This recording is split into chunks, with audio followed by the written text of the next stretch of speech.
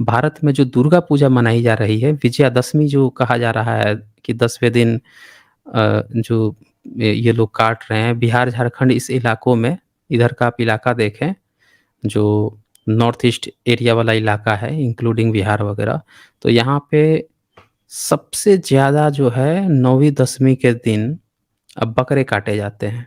पाठा कहते हैं, खौंसी कहते हैं। जिन जो अंडकोष निकाल देते हैं जिन बकरों का, छोटे में ही, उसको पाठा ये लोग कहते हैं, खौंसी कहते हैं, उसको काटते हैं, गर्दन काट के भर-भर खाते हैं। सारा पंडा खाता है इधर का। ये परंपरा इन लोगों ने शुरू की है 10वीं 11वीं सदी के बाद से खाने की, बकरा खाने की। क्योंकि ये वो इलाके हैं, बिहार, झारखंड जो हैं, वो इलाके हैं, इधर असम हो गया ये सब, बंगाल हो गया, जहाँ जो सम्राट अशोक का प्राइमरी इलाका था। और इन इलाकों में उन्होंने अपने जो इंस्क्रिप्शन थे, उस पे उन्होंने लिखवाया, पहला और दूसरा जो इंस्क्रिप्शन है उनका जूनागढ़ का, उस पे लिखवाया कि वो जो पशु-पंछी जो सैकड़ों पशु-पंछी खाते थे महीने में, उसको लिमिट कर रहे हैं, सिर्फ़ 3 पर ला रहे हैं। 2 पंछी और 1 पशु ही खाएँगे 1 महीने में। उन्होंने इसको लिमिट किया था। तो इन इलाकों में जब उन्होंने लिमिट लगा दी, रोक लगा दी कि भई नहीं खाना है, धीरे-धीरे लोग शाकाहारी हुए। पूरा भारत तभी शाकाहारी हुआ, नहीं तो पूरा प्राचीन काल में जैसे पूरी दुनिया मांसाहारी थी, उसी तरह से भारत भी मांसाहारी ही देश था। शाकाहार के नाम पे कुछ विचारक लोग थे, लेकिन विचारकों की बात कौन सुनता है? कौन सुनता है विचारकों की बात? आए गए, हाँ, ठीक है, लेकिन लोग जो है खाते थे। लेकिन सम्राट अशोक का जब राज्य वो हुआ, राजदंड का आदेश हुआ, राज्य का आदेश हुआ, तो पूरी भारत को मानना पड़ा। उन्होंने ये नहीं कहा कि मत खाओ, लिमिट कर दिया, कम खाओ। खुद का एग्ज़ाम्पल दिया है कि देखो मेरे किचन में 100-100 कटते थे, लेकिन उसको मैं सिर्फ़ 3 पर लिमिट कर रहा हूँ, आगे और भी कम कर दूँगा। तो इससे ना ये प्रथा हुई, धीरे-धीरे भारत में लोग शाकाहारी वेजिटेरियन बनना शुरू हुए और लिमिट हो गई। बौद्ध मार्ग ने अलाउ कर दिया कि आप जो है मांस खाना चाहते हैं तो खाइए, लेकिन किसी को खाने के पर्पज़ से ही मार के जीव हत्या मत करके खाइए। उसमें उसने कुछ लिमिटेशंस भी लगाई, ये नहीं कहा कि हाँ, एकदम कचर-कचर के खाते रहिए, कच्चा बकरा भी चबा जाइए। अलाउ भी किया कि आप पर खा रहे हैं तो खाइए, इसीलिए वो विदेशों में भी फ़ेमस हो गया। जैन लोग नहीं फैल पाए, बहुत ज़्यादा कट्टर थे ना, नाक बाँध लेते थे, नाक पर बाँध लिए, कीड़ा भी ना मर जाए। तो इसीलिए इनको कोई पूछा नहीं, विदेश में तो बिल्कुल भी नहीं पूछे, क्योंकि विदेशी तो सब खाते थे मांस। तो बौद्ध मार्ग चतुर चालाक लोग थे, उन्होंने अपना रास्ता जहाँ जैसे बना, बनाया था। तो देखें, भारत में जब ये चीज़ हो गई और अब आज की डेट में ये जो 9वीं 10वीं जो डेट है, 9वीं के दिन ब्राह्मण खाता है। जितने बिहार झारखंड के जो ब्राह्मण हैं, ये क्या करते हैं, जो पुजारी हैं, ये सब के सब जो हैं 9वीं के दिन वही खौंसी काटते हैं, भैंसा काटते हैं, काट के उसको पका के खाते हैं।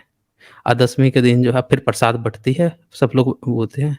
और कि भारत इधर बिहार झारखंड के तो लोग भारा भागते हैं कि हे देवी जी, इनको सिखा दिया गया, हे देवी जी हमारा ये काम करा दो, तो तुमको एक खस्सी चढ़ा देंगे, तुमको एक पट्ठा चढ़ा देंगे, ऐसे कर के और ले जाकर दुर्गा पूजा के दिन जो 9वीं 10वीं होती है, जाके कटवाते हैं।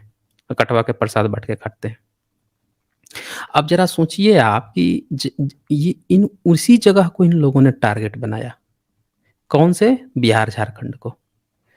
क्यों टारगेट बनाया? क्योंकि इन्हीं जगहों से शुरुआत हो रही थी बौद्ध मार्ग की। अब मैं बार-बार कहता हूँ कि जहाँ-जहाँ बौद्ध मार्ग का केंद्र रहा है, देखिए सबसे ज़्यादा गरीबी वहीं पे इन लोगों ने की, सबसे ज़्यादा लूट-पाट की। सबसे ज़्यादा मगध जो है, जब नंद वंश था, तो जो विदेशी सर्वेकार इतिहासकारों ने ये बताया कि नंद वंश में इतना पैसा था जो पद्मानंद थे, घनानंद थे उनके पास, कि भारत की आज जितनी जनसंख्या है, इतनी संख्या है ना, 1 अरब 35 करोड़, इतना है ना? तो इतनी जनसंख्या को जब पैसे बाँटा जाता, तो हर व्यक्ति को 50-50 लाख रुपए मिलता। आपने सुना था ना वो जुमला, 15-15 लाख रुपए मिलेंगे हर भारतीय को, सुना था ना? ये जुमला नहीं है, ये सर्वे बताया गया, हम लोग को बचपन में पढ़ाया गया था हिस्ट्री में, कि 50 नंद वंश के पास, घनानंद के पास इतना पैसा था कि वो हर भारतीय को 50-50 लाख रुपए मिलता अगर डिस्ट्रीब्यूट किया जाता। सोचिए कितना धनी राज्य था और सबसे ज़्यादा गरीबी जो है इन्हीं क्षेत्रों में है, बिहार में और इसी से सटे हुए पूर्वांचल में, फिर यूपी बिहार कहा जाता है ना कि गरीब इलाका है, ये सब मेन केंद्र है। यूपी भी तो सबसे बड़ा केंद्र है, यूपी में बुध का पिपरहवा, कपिलवस्तु, फिर उनका मरण स्थान कुशीनारा सब तो यूपी में ही आ रहा है। और ये हो गया, फिर बंगाल क्षेत्र हो गया यही क्षेत्र सबसे ज़्यादा गरीब बना दिए गए। यानी सबसे ज़्यादा लूट-खसोट यहीं पे की गई। सारी संपदा को यहाँ से छीन-छीन के ले जाया गया, लूट-लूट के ले जाया गया और वही जो सबसे धनाढ्य, सबसे धनी होते थे यहाँ के लोग, वही लोग सबसे गरीब हैं, उन्हीं के लोग आज मज़दूर हैं। आप देखें ना, बिहार की हालत तो आप देख ही रहे हैं, यूपी की हालत देख ही रहे हैं।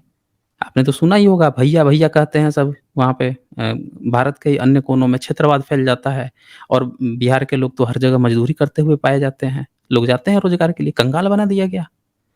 तो यहाँ से आप देख रहे हैं कि ये पूरा एक षड्यंत्र के तहत इन क्षेत्रों को जो बुद्धिस्ट भारत से बुद्ध को खत्म करने का कि आर्थिक जो नज़रिया होता है इसको ज़रा समझिएगा दोस्तों।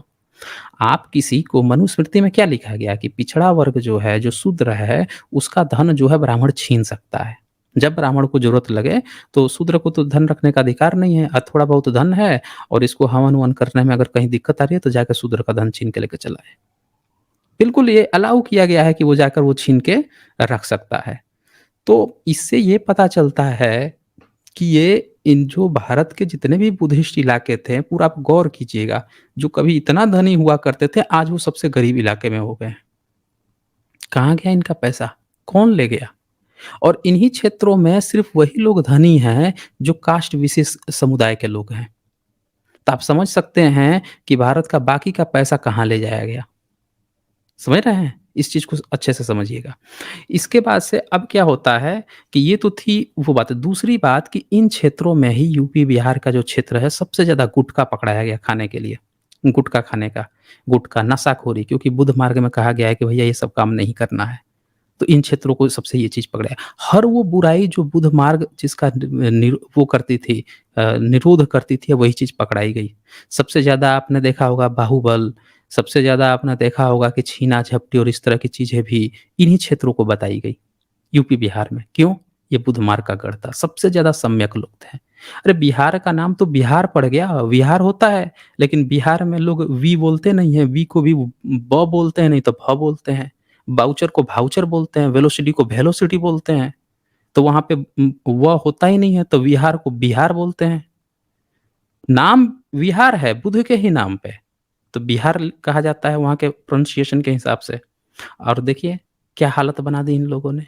तो इस पूरे षड्यंत्र को हमें दोस्तों समझना पड़ेगा। अब उस पॉइंट पे आते हैं ये जो पाल वंश का एरा है, यही अंतिम शासन था और इसी के बाद से लूट-खसोट शुरू हुई थी दोस्तों। इसी के बाद से लूट-खसोट इन्होंने शुरू की इन इलाकों को गरीब बनाने में। आज भी अगर बिहार, यूपी के लोग अगर कोई गरीब है, इसमें गलती नहीं है। पंजाब भी बीमारू देश में आता था, ये ऊपर मैप में देख लीजिए। लेकिन पंजाब भी धीरे-धीरे वो सुधार होते गया। ये पूरा एरिया जो है ना पाल वंश का, जो अंतिम आप समझिए कि जो मौर्य वंश थे, उनके बाद के जो उत्तराधिकारी हैं लास्ट वाले, बौद्ध वाले गढ़ पूरा, ये पूरा आप यहाँ पे देख पा रहे होंगे कलर में। ये सारे के सारे बीमारू प्रदेश में आ रहे थे।